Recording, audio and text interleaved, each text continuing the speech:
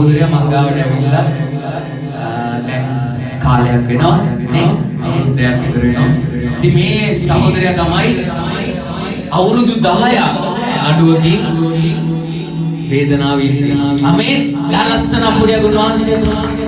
ඒ අවුරුදු 10ක නඩුව ඊයේ සතියේ සම්පූර්ණයෙන්ම නිදොස් කොට නිදහස් කරනු ලැබුවා. හලෙලූයා.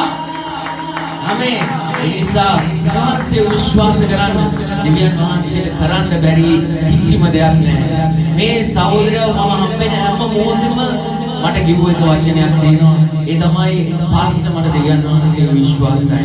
හලෙලූයා. ඒ වචනේ මෙයාගේ ජීවිතේ ඒ නඩුව දිනනකම්ම ඉදිරියෙන් ඉඳගෙන හිටියා. ආමේන්. හලෙලූයා. ඒ නිසා දෙවියන් වහන්සේ විශ්වාස කරන්න මේ ජීවිතේ ඕනම ප්‍රශ්නයක් වහන්සේට පුළුවන් වෙනස් කරන්න. හලෙලූයා. මොකද කියන්නේ දුවල?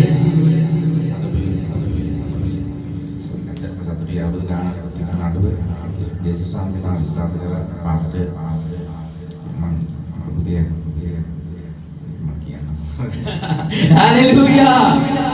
දෙවියන් වහන්සේ ජීවමානයි. ආමේන්. සියලු දෙයින් ඔබ නිදහස් කර දෙවියන් වහන්සේ